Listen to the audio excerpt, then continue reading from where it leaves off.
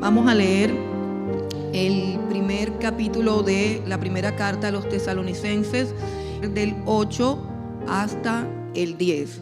Dice la palabra del Señor: porque partiendo de vosotros ha sido divulgada la palabra del Señor, no solo en Macedonia y Acaya, sino que también en todo lugar vuestra fe en Dios se ha extendido, de modo que nosotros no tenemos necesidad de hablar nada, porque ellos mismos cuentan de nosotros la manera en que nos recibisteis y cómo os convertisteis de los ídolos a Dios para servir al Dios vivo y verdadero y esperar de los cielos a su Hijo, al cual resucitó de los muertos, a Jesús, quien nos libra de la ira venidera.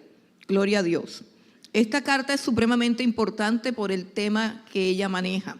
Quiero comenzar con una pregunta un poco complicada, pero que muchas veces se hacen, sobre todo los estudiosos, los teólogos, se hacen la pregunta y pues la contestan de una manera muy teológica, pero yo quiero hacerla de una manera muy simple, muy sencilla, muy personal.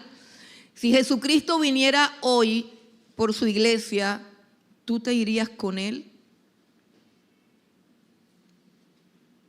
Y muchos tienen una respuesta filosófica, otros tienen una respuesta teológica, otros tienen una respuesta lógica y otros simplemente no tienen ninguna respuesta. No saben ni siquiera qué acabo de preguntar. Bueno, hermanos, esta carta habla de las respuestas. Y en la Biblia no existe ninguna casualidad. El tema del arrebatamiento de la iglesia o del rapto de la iglesia o la parusía de Cristo, como la conocen los católicos, porque es una doctrina y una profecía 100% bíblica. Este tema se maneja con total claridad y se le entrega a esta iglesia como una promesa. En todas las cartas que escribió el apóstol Pablo, habla del tema, pero habla del tema de una manera indirecta. Habla del tema, por ejemplo, en la primera carta a los Corintios, en el capítulo 15, habla del tema, pero no para fijarles a ellos una esperanza en esto, sino para cuestionarlos de que ellos han perdido la esperanza en estas cosas. Es decir, en Primera de Corintios capítulo 15 lo que hay es una confrontación porque esta iglesia ha ignorado esta promesa y la está poniendo como en tela de juicio, como en tela de si ya fue o no fue, y de esa manera es una iglesia que es reprendida y amonestada, pero no consolada y estimulada como lo fue la iglesia de Tesalónica. La iglesia de Tesalónica tiene todas las virtudes y las características de la iglesia que se va con Cristo en el arrebatamiento. Y por eso es importante estudiar esta iglesia. Es importante estudiar los rasgos y las características que tenían los cristianos de Tesalónica, por lo cual el apóstol Pablo o el Espíritu de Dios hizo que Pablo desarrollara esta doctrina con total claridad y precisión, porque esta iglesia tenía en sí todos los rasgos, esta iglesia tenía todas las características, esta iglesia tenía todas las señales de ser una iglesia que esperaba al Señor y que se iba con Él. Por eso creo que el estudio de esta carta nos va a arrojar una luz más grande acerca de los que se quedan y de los que se van. Pero como el propósito de la carta no es que te quedes, sino que te vayas, entonces vamos a desarrollar en estos 3 domingos, con el favor de Dios. Por eso invito a todos los que hoy están y que a veces no están, ¿cierto?, a que siempre estén, porque pronto viene el Señor. Entonces es mejor que siempre estés, no sea que un día vengas y ya no esté nadie. Gloria a Dios. Un día puedes pasar por aquí y la iglesia desapareció. Bueno, bendito sea Dios y Padre de nuestro Señor Jesucristo, que nos ha dado todas estas promesas. Vamos a mirar cuáles son las características de los tesalonicenses. Esta serie se llama Los que se van. Ahora sí, levanten la mano por fe. Si usted cree que esta carta va a hacer que usted haga parte, escuche bien, esta carta va a ordenar su vida de tal manera que usted va a estar preparado para irse, y la próxima vez que yo pregunte quiénes se van, usted va a levantar su mano y va a decir: yo me voy con el Señor. Bendito sea Dios. Bueno, ¿qué tenían los tesalonicenses de especiales como para irse con el Señor Jesucristo, como para ser arrebatados? Y hay dos puntos que quiero desarrollar aquí. Tenían dos cosas bien especiales en su conversión a Cristo, en su experiencia real, verdadera, de conversión a Cristo. Habían dos cosas importantes que quiero que desarrollemos en esta mañana. La primera cosa es la manera como recibieron al Evangelio. La manera como los tesalonicenses recibieron el Evangelio. Y como nosotros no estamos aquí en una clase de historia, estamos aquí consultando al Señor para que hable a nuestras vidas, sobra decir que el ejercicio que cada uno de ustedes debe hacer ahí sentado en su silla es comparar la manera como los tesalonicenses recibieron el Evangelio con la manera como cada uno de ustedes lo está recibiendo. ¿Ok? Ok. Eso es lo que la palabra de Dios es, para examinarnos, no es para distraernos o entretenernos, es para examinar nuestra vida. Es un espejo donde nos miramos. Entonces aquí está el espejo de una iglesia que se va con el Señor. Somos esa iglesia, pues tenemos que mirarnos al espejo y ser imitadores de esta iglesia, porque no creo que nadie que sepa lo que va a pasar aquí después de que la iglesia se vaya tenga la más mínima intención de quedarse en este lugar. Bueno, la primera cosa es la manera como la iglesia de Tesalónica recibió el Evangelio. Y lo primero que tenemos que tener claro, hermanos, es que el Evangelio fue encomendado a hombres. El Evangelio fue encomendado a hombres. El Evangelio no llega por ósmosis. El Evangelio no llega como una nube. El Evangelio no llega como un sol. El Evangelio llega por hombres. Tú puedes meterte en todos los ayunos que quieras, pero si no viene un hombre con el Evangelio del Señor Jesucristo y te lo predica, no puedes conocer a Dios. El mismo Jesucristo, dice Efesios capítulo 4, versículo 11, el mismo Jesucristo constituyó a unos apóstoles, a otros profetas, a otros evangelistas, a otros pastores y maestros para la edificación, para la santificación y el perfeccionamiento de los santos. De los santos. Eso de que tú solito por allá entraste en un éxtasis y un ángel te habló, eso no es de Dios. El apóstol Pablo dijo: si aún un ángel predicase otro evangelio que el que está escrito, sea maldito. Entonces el evangelio tiene que llegar siempre por decreto divino a través de hombres escogidos, capacitados y a los cuales Dios les encomendó el evangelio. No hay otra forma de recibir el evangelio. Entonces piensa bien en todas esas características para que puedas comprender si en verdad has recibido el evangelio. Ahora, en el caso de los tesalonicenses, estos varones fueron Pablo y Silas. Lo dice Primera de Tesalonicenses capítulo 2 versículo 2. Pablo y Silas fueron los encomendados por Dios, los que fueron guiados de manera sobrenatural por el Espíritu Santo para llegar a Tesalónica y predicarles el evangelio a la iglesia que Dios había establecido. No existía la iglesia, pero existía en la mente de Dios unas almas en la tierra de Tesalónica que estaban predestinadas por Dios para recibir ese evangelio. Y solamente hasta que no fuese predicado por hombres, no podían empezar a gozar de su salvación y de la vida de Dios. Entonces, estos hombres llegaron a predicar el evangelio en Tesalónica, pero cómo los recibieron. Y para poder entender cómo los recibieron los tesalonicenses, tenemos que ir al contexto de en qué condiciones estaban estos hombres. En qué condiciones llegaron Pablo y Silas a Tesalónica. Primera de Tesalonicenses, capítulo 2, el versículo 2 dice: pues habiendo antes padecido y sido ultrajados en Filipos, como sabéis, tuvimos de nuevo en nuestro Dios para anunciaros el evangelio de Dios en medio de gran oposición.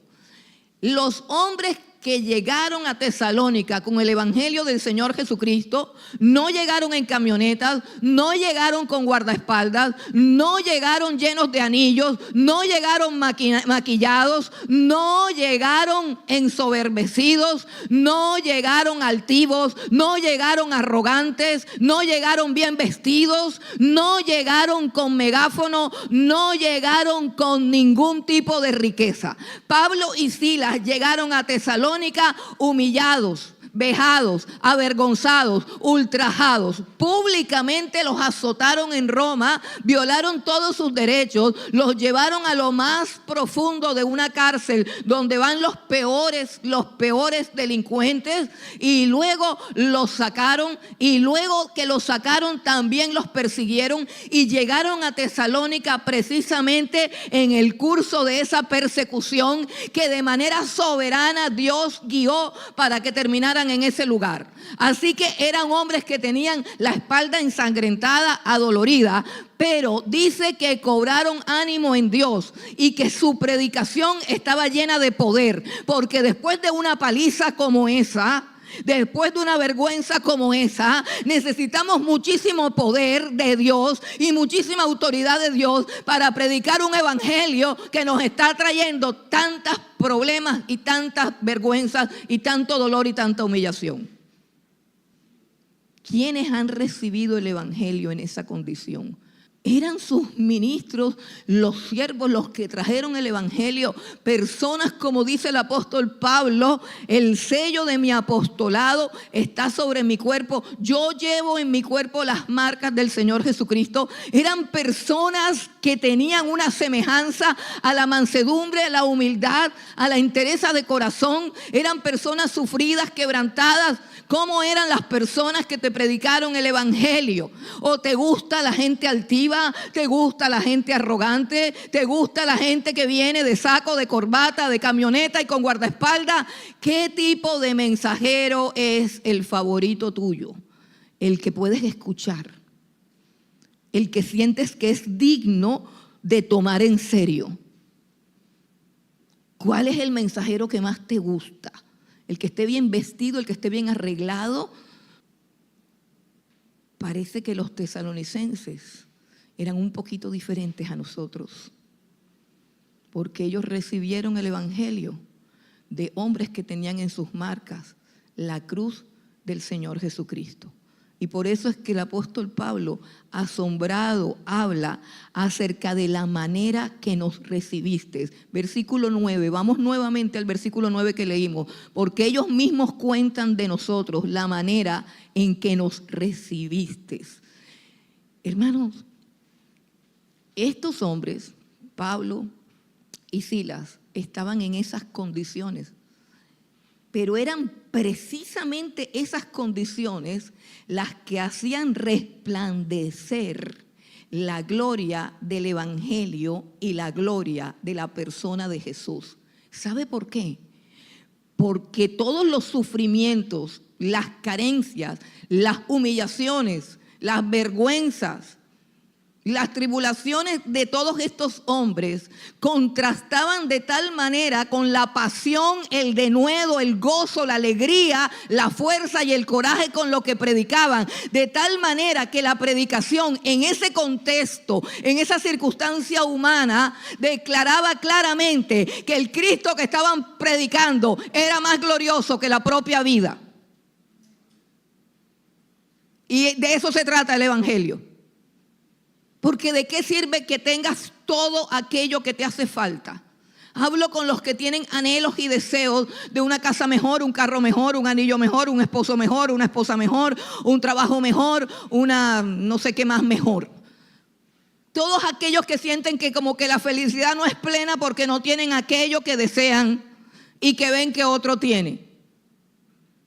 ¿De qué sirve tener o que Dios te dé, por así decirlo, todo aquello que tú piensas que es la razón de tu infortunio, si al fin y al cabo vas a seguir siendo infeliz? ¿De qué sirve tenerlo todo y estar vacío, insatisfecho, frustrado y amargado? ¿No es el gozo, la alegría y la realización personal, la plenitud del alma lo que nosotros perseguimos? Pues eso es lo que ofrece Cristo, aún en medio de la persecución, aún en medio de la angustia. Él ofrece paz en la tormenta, porque es que hoy un día la gente no tiene paz y no le está pasando nada.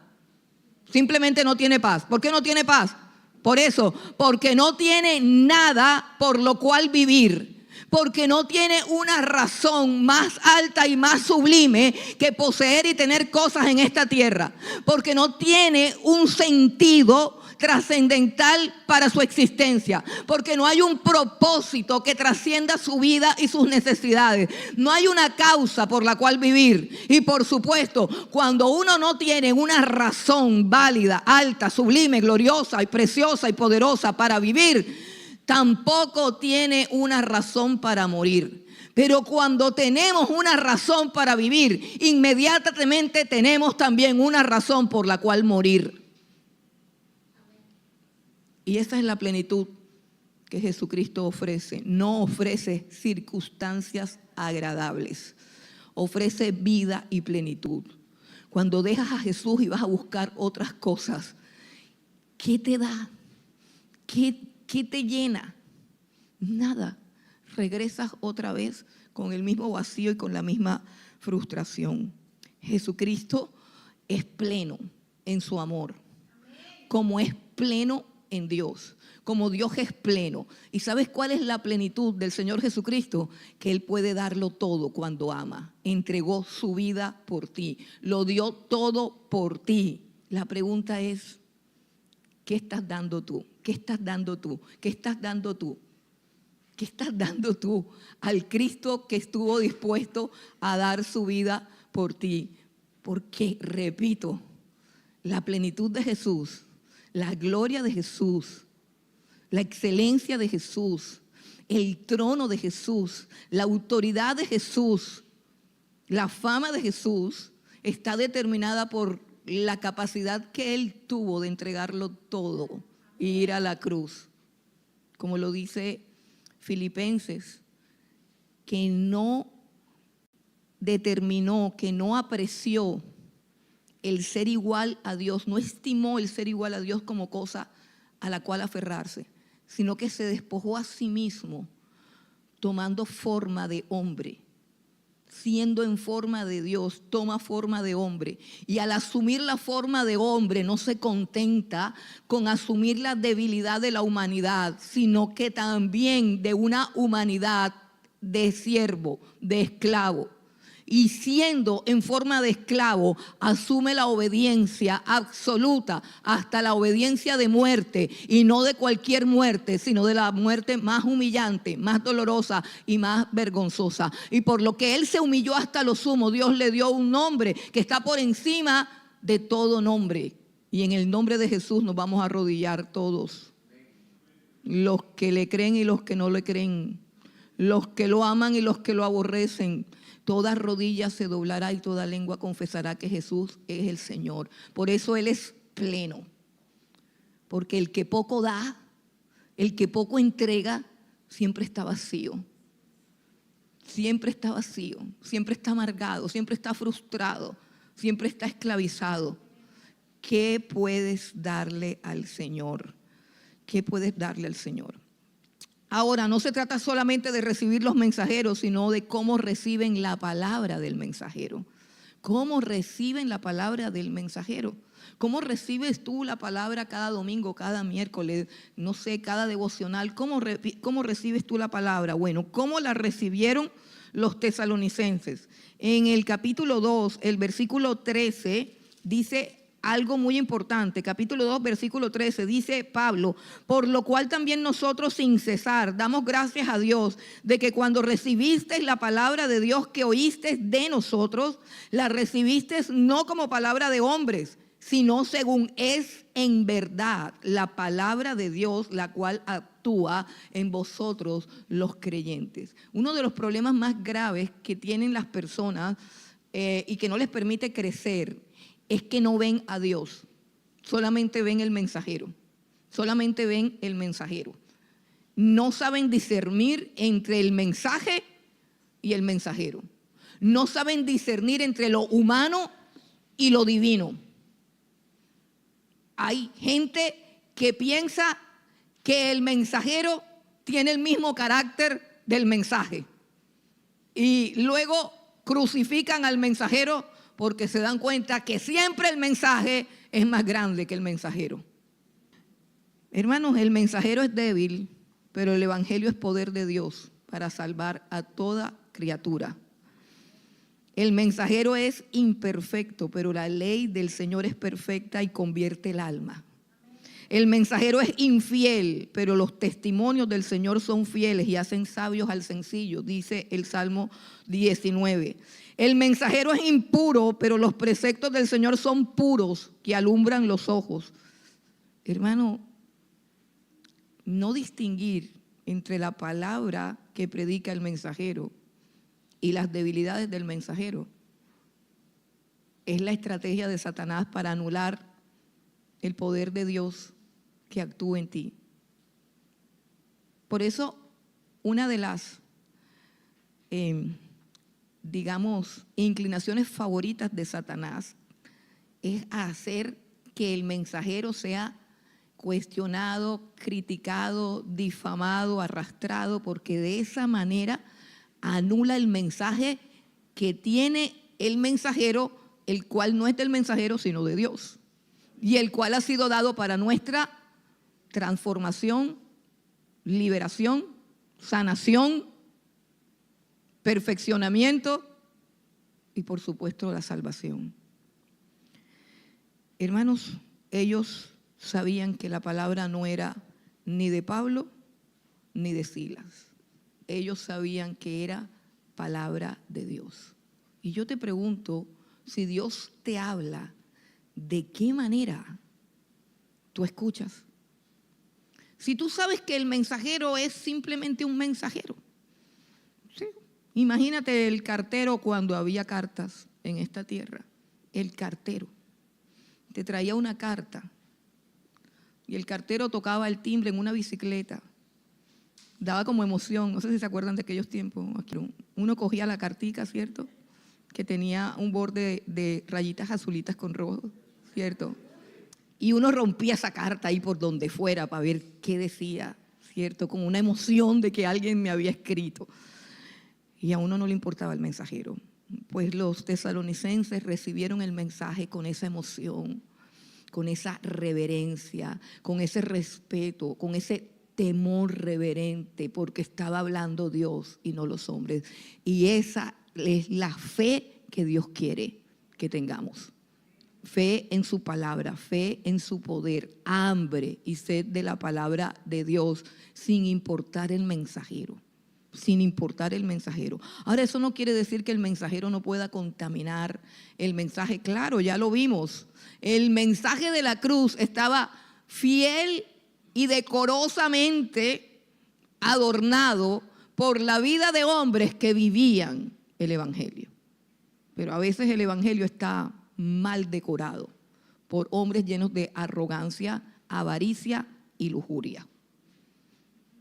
Ahí pues el evangelio también tiene que estar contaminado.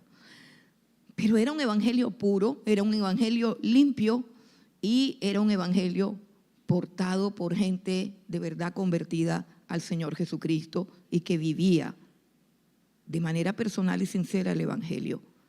Ellos recibieron el evangelio como lo que de verdad era, palabra de Dios, hermano. Y cuando Dios habla, hay que obedecer, porque Dios habla para nuestro bien, Dios habla para nuestra gloria, Dios habla para nuestra salud, Dios habla por el bien de nuestras almas, Dios habla para hacernos vivir. Recibe la palabra de Dios de parte de Dios, y los defectos del mensajero, déjaselos a Dios, porque el que lo contrató como mensajero es Dios.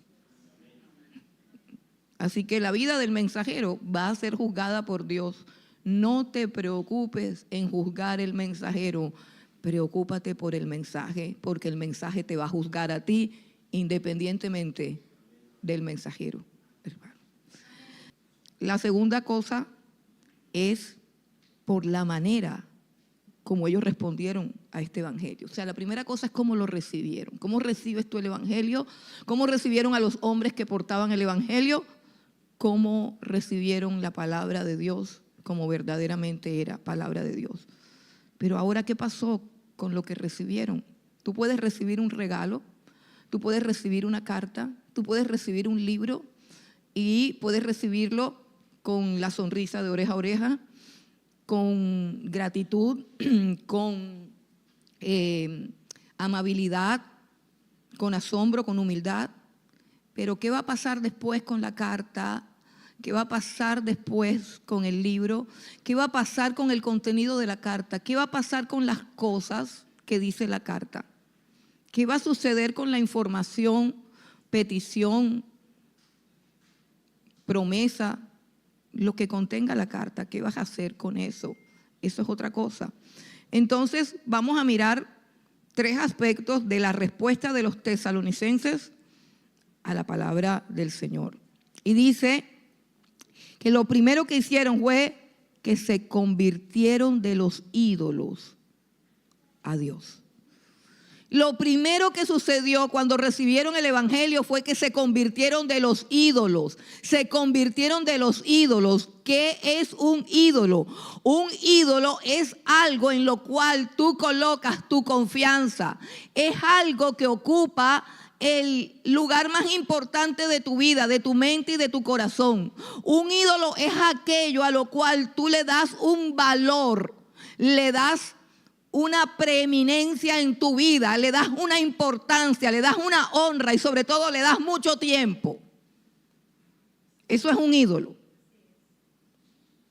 Un ídolo también es algo a lo que le tienes temor. Temor. Miren los ídolos de Tesalónica. Los ídolos de Tesalónica eran Zeus, el papá de todos los dioses, o de todos los ídolos. Zeus era el dios de los aires, o del viento, o del cielo, no sé de qué cosa, pero era como de algo de por allá arriba. Y abajo estaba Poseidón, el de los mares, el de los océanos, Poseidón. Y por allá más abajo en el infierno estaba el dios Hades, el que llevaba a la gente al infierno. Algunos eran adorados, algunos eran exaltados, algunos eran honrados con tributos, con ofrendas, con bailes, con rumbas, con pachangas, con orgías. Otros eran temidos y había un cuarto ídolo, el César. A este se le daba la mayor adoración porque ese era de carne y hueso. Cuando él pasaba había que inclinarse y decir: César es el Señor, el Kyrios, que es un nombre del Señor Jesucristo y implica la autoridad soberana del que es dueño de todas las cosas. Ese título no era del César, los César todos se murieron. Ese título es de Cristo, pero había que darle ese título al César para garantizar la paz y la tranquilidad, para garantizar los ascensos, el buen trabajo, las buenas relaciones, todo. Era un ídolo al que se adoraba con miedo. ¿Sabes que el miedo es una forma de adoración? Lo dice el Señor Jesucristo. No teman a los que pueden matar el cuerpo. Teman más bien a aquel que puede matar tu cuerpo y tu alma y echarlo en el lago de fuego. El único que puede acabar con tu cuerpo y con tu alma es Dios. Dios dice que sea a mí tu temor. el principio fundamental de la sabiduría es el temor a Dios. Todos los salmos de adoración dice, aunque un ejército se levante contra mí, no temerá mi corazón. ¿Qué quiere decir eso? No adoraré al ejército que intenta asustarme. No lo adoraré con mi miedo, porque yo tengo un Dios que es más grande que ese ejército. A ese Dios adoraré, a ese Dios temeré y en ese Dios me esconderé. Pero hay gente que le tiene miedo al jefe del trabajo, ¿cierto? Dice, ay, no puedo porque me botan. Yo tengo que vivir esta vida de esclavitud porque no hay ninguna otra salida. Tengo miedo. Es una forma de adorar a tu jefe. Yo no estoy diciendo que se metan con el jefe, ni estoy haciendo un llamado a la rebelión laboral, porque yo nada tengo que ver con ningún tipo de, ¿cómo se llaman esas cosas comunistas? De un tipo de sindicato, no.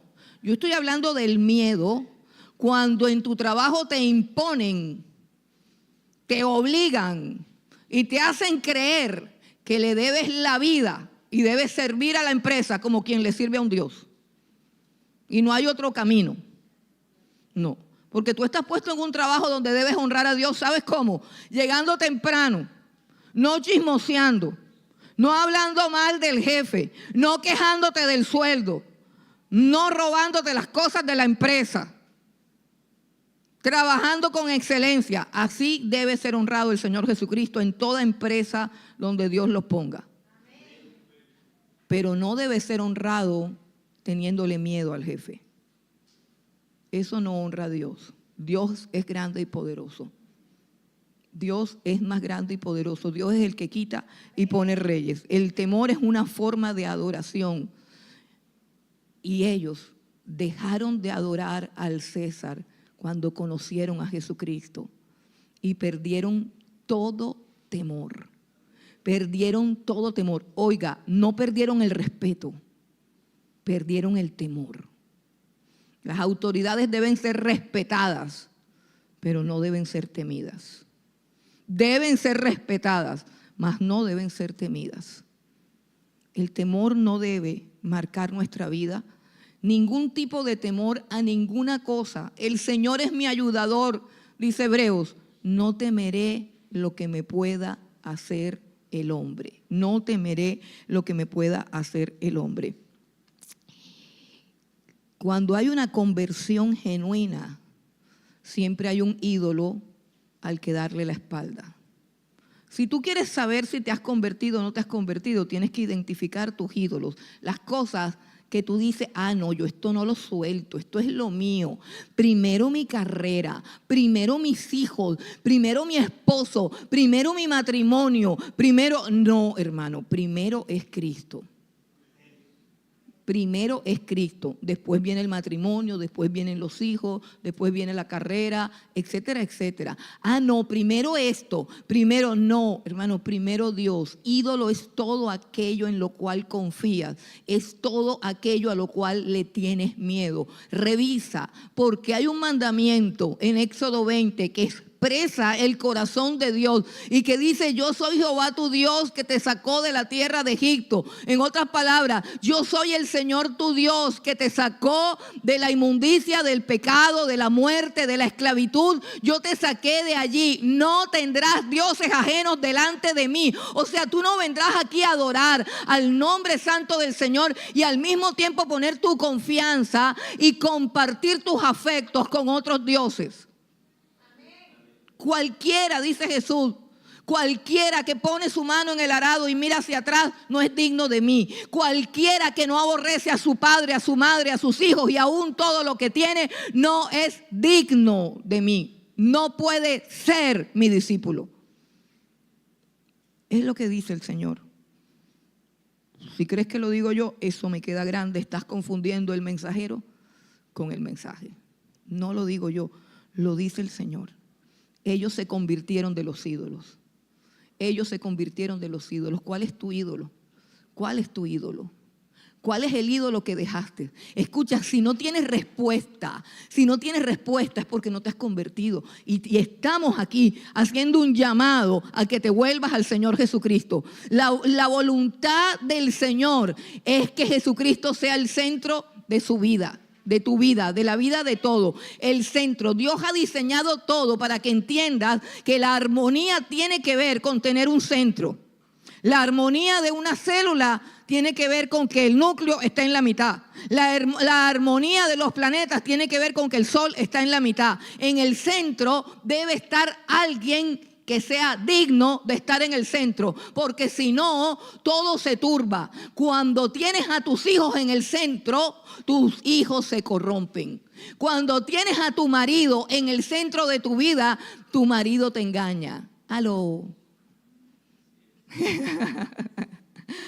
Tu marido te engaña, te decepciona. Ay, no, es que primero mi marido, deja estar el mostrico que te va a salir. Hasta que Cristo no desbanque a tu marido no se va a arreglar. No se va a arreglar. Dale el primer lugar a Jesucristo y el segundo sí a tu marido. Es que yo necesito que mis hijos se arreglen, es que mis hijos no sé qué. ¿Ocupa Jesús el primer lugar en tu vida o tus hijos? Si tus hijos ocupan el primer lugar, no se van a arreglar nunca, porque estás en un desbalance de principios. No son los principios divinos. Dios no te puede ayudar. Tú tienes que buscar el centro. El centro de la vida es Jesucristo. El centro de la vida cristiana es Jesucristo. ¿Cuál fue el ídolo que dejaste? Pregúntate. Hoy tenemos muchos ídolos. Por ejemplo, el principal ídolo de estos días es el dinero. El dinero es uno de los ídolos más poderosos y por eso el Señor Jesucristo dijo, no podéis servir a dos señores. Si alguno quiere enriquecerse, será traspasado de muchos dolores, caerá en lazos del diablo. No, el dinero compite con Dios. El dinero es un ídolo, es un señor, se apodera de tu vida y se convierte en el centro de tu ser. La avaricia, dice la Escritura, es idolatría. Es la forma más natural de la idolatría contemporánea, la avaricia. Luego tenemos ahora, está súper de moda la imagen. La imagen es uno de los ídolos de esta, la imagen o más bien la apariencia. La apariencia, aparentar. Hermano, a veces es la carrera. No, primero mi carrera. Yo tengo que ser un doctor. Mi hijo tiene que ser un doctor. Así le cueste la salvación. El otro Dios, el Dios sexo, no puedo vivir sin el sexo en sus más desastrosas expresiones, sea la pornografía, la masturbación, todo lo que es el amante, la fornicación, toda esa porquería por fuera del matrimonio que nos esclaviza, que no nos deja pensar, que nos deja la mente así como entenebrecida y embrutecida. El Dios sexo que está cada vez más fuerte entre los hombres. Y finalmente, hermanos, a veces es el mismo ministerio, nuestro propio Dios. A veces amamos el ministerio porque eso representa como cierto, sobre todo si el ministerio es por acá arriba. Sí, podría ser, hermano, podría ser que lo que me gusta es estar arriba y no realmente el Cristo que me puso arriba. Y esa es una buena pregunta para todos los que suben por aquí. ¿Qué es lo que te gusta, estar arriba o el Cristo que te colocó arriba? Es una interesante pregunta que se me acaba de ocurrir. Bueno, ellos se convirtieron de los ídolos. Examina cuál es tu ídolo, qué es lo que sigues amando por encima del Señor. Y trata de convertirte a Cristo. Trata de convertirte a Cristo. Él no quiere que tengas ningún otro amor por encima de Él. La segunda cosa que hicieron fue que se convirtieron de los ídolos a Dios para servir al Dios vivo y verdadero. Para servir al Dios vivo y verdadero. Servir, hermano. Servir es la expresión de la adoración.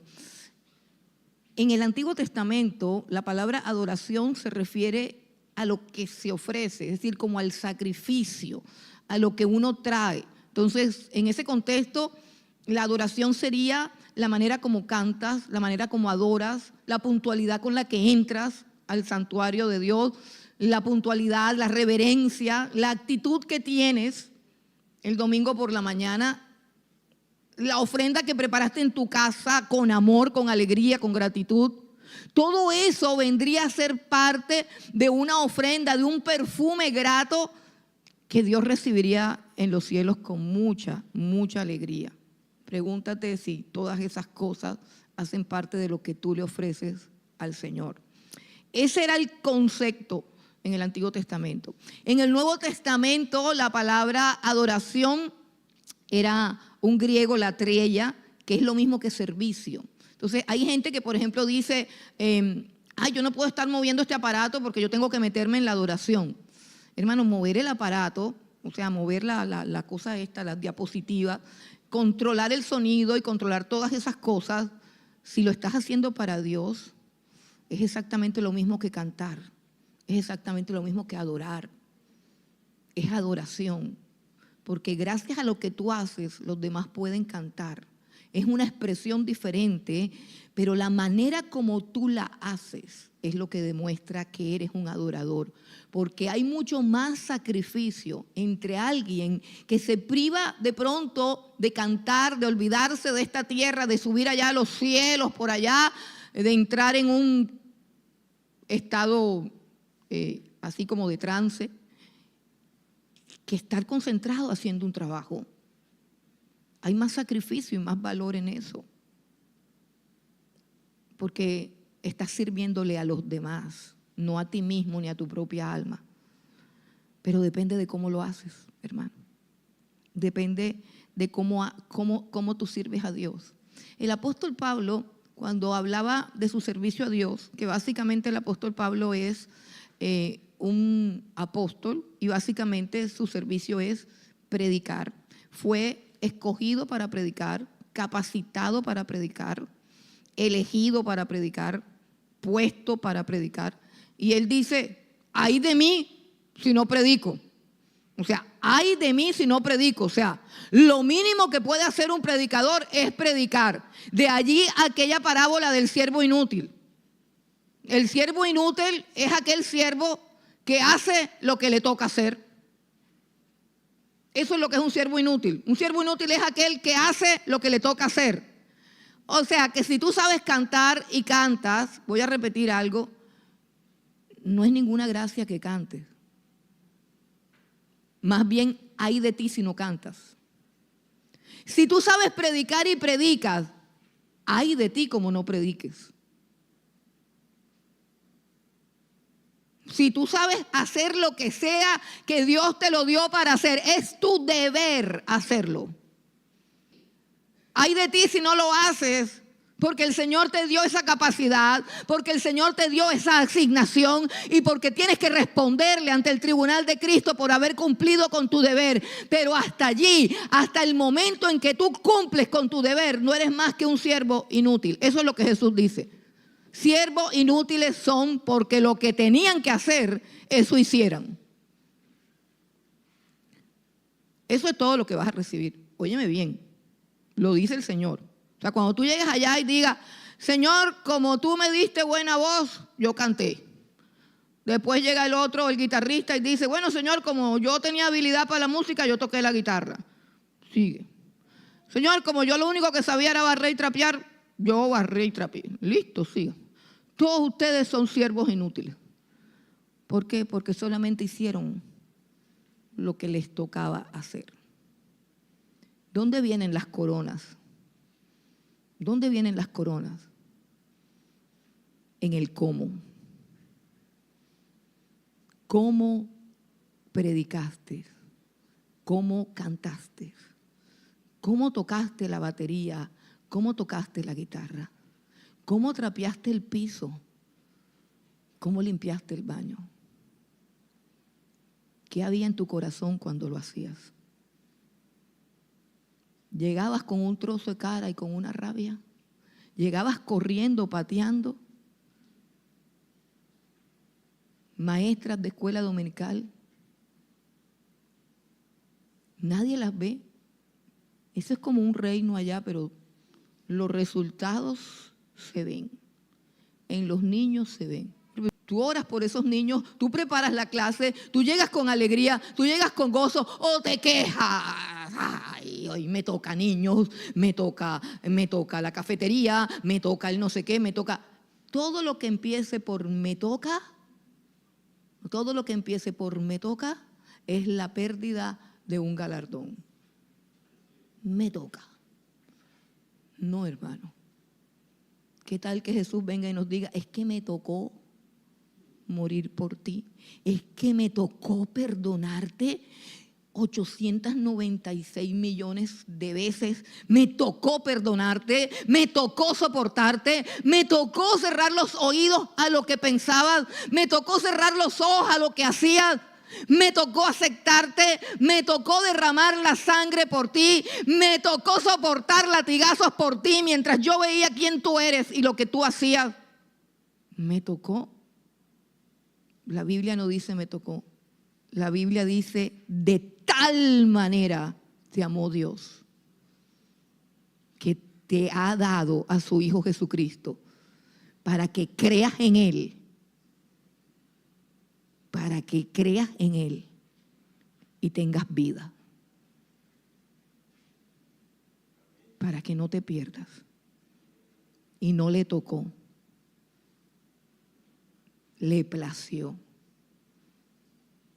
Le plació. ¿Cómo estás sirviendo a Dios? No hay fe sin servicio. No hay crecimiento sin servicio. Servicio gozoso, servicio sacrificial, servicio lleno de amor, servicio sin apatía, servicio sin quejabanza, servicio sin murmuración. Hagan todo, dice el Señor. Hagan todo sin contiendas y sin murmuraciones, estimando a los demás como superiores a sí mismos. El servicio santifica. Romanos capítulo 6, el versículo 18, dice, y libertados del pecado, viniste a ser siervos de la justicia. Escucha eso, qué lindo. Ya no somos siervos del pecado. Esa es la grande y gloriosa obra de Jesucristo en la cruz del Calvario. Que no seamos esclavos del pecado, sino esclavos de la justicia. Hermano, vivir en la presencia de Dios hace que salgan de tu vida cosas que tú nunca pensabas que habían. Es decir, hay tanta bondad, tanta generosidad, tanto talento, tanta creatividad en el Espíritu que Dios ha hecho morar en ti. Pero a veces no te das cuenta por andar siempre en la carne, por andar siempre pensando en servir a tu propia carne y no a la justicia. Dice, y libertados del pecado viniste a ser siervos de la justicia. Hablo como humano, por vuestra humana debilidad, que así como para iniquidad presentasteis vuestros miembros, o sea, tu cuerpo, para servir a la inmundicia y a la iniquidad, así ahora, para santificación, presenta tus miembros para servir a la justicia.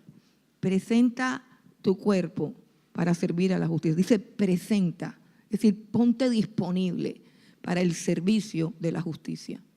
Ponte disponible para servir a la justicia. Ponte disponible para limpiar de los pies a tus hermanos como lo hizo el Señor Jesucristo.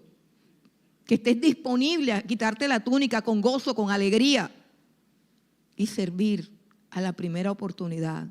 Servir en cualquier área de la iglesia en donde haya necesidad es uno de los privilegios más grandes que Dios le da a sus hijos.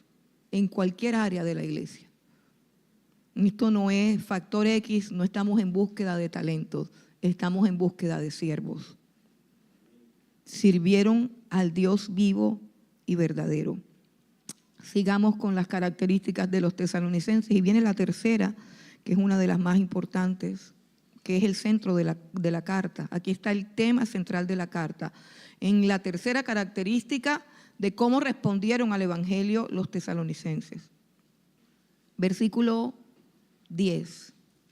Porque esto es lo más precioso de la carta. Aquí está toda la esencia de la carta. Dice, y esperar de los cielos a su Hijo, al cual Dios resucitó de los muertos, a Jesús, quien nos libra de lo que está por venir, hermano, de la ira de Dios que está por venir. ¿Quién nos libra? A Jesús. ¿De dónde lo esperamos? ¿En dónde aparecerá? ¿En dónde lo buscamos? ¿De dónde lo esperamos? Dice, de esperar de los cielos, de los cielos, de los cielos. Como dice también Pablo a los colosenses, poner la mira en las cosas de arriba, sal, mira hacia el cielo.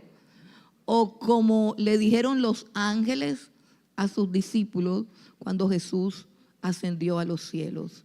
El primer capítulo de Hechos comienza con un tiempo en el que el Señor Jesucristo, ya resucitado, da una conferencia de 40 días. Escucha bien, de 40 días, Jesucristo vivo, resucitado, da una conferencia acerca del reino de los cielos a sus discípulos, hasta que un día Él sube, asciende a los cielos y los discípulos con sus propios ojos ven a este Cristo que ha estado con ellos, que lo han visto resucitar, que han tocado sus heridas, su costado, sus manos horadadas, sus pies, y lo han visto en un cuerpo glorificado y con sus propios ojos. No es una aparición, no es un sueño, no es una visión.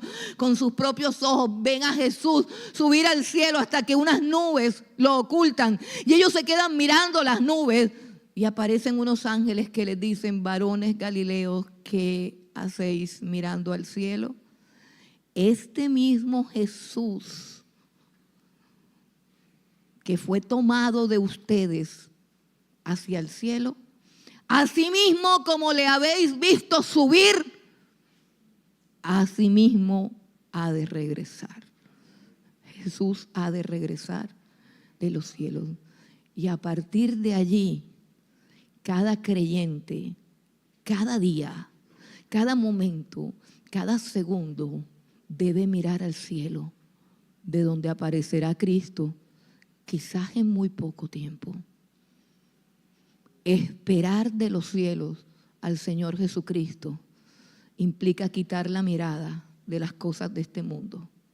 Esperar de los cielos al Señor Jesucristo implica poner el corazón, la mente y el entendimiento en las cosas de Dios y no en las de la tierra. Para los tesalonicenses, para Pablo y para todos los miembros de la iglesia verdadera de Cristo, esta esperanza que estaba guardada en el cielo era la que los hacía vivir en santidad. Esta es una esperanza que santifica, esta es una esperanza que purifica. Si tú crees que puedes vivir todo el tiempo aquí en esta tierra y no tienes esa esperanza y no estás listo, no habrá ninguna transformación en tu vida ni en tu corazón. Nosotros servimos a un Cristo que pronto aparecerá en los cielos, un Cristo que va a arrebatar a su iglesia. Y quiero mostrarte también en Apocalipsis, vamos un momentico a Apocalipsis capítulo 1, que esta es una doctrina fundamental, viral, como dicen ahora todo lo que es importante, se volvió viral. Bueno, que se vuelva viral ahora que Jesucristo está por venir por los que lo esperan del cielo, por los que lo esperan. 7. Dice, he aquí que viene con las nubes y todo ojo le verá y los que le traspasaron y todos los linajes de la tierra harán lamentación por él. Sí, amén. Jesucristo viene con las nubes. Y viene pronto, hermano. Y viene pronto. Mire, la segunda venida del Señor Jesucristo es tan cierta como la primera.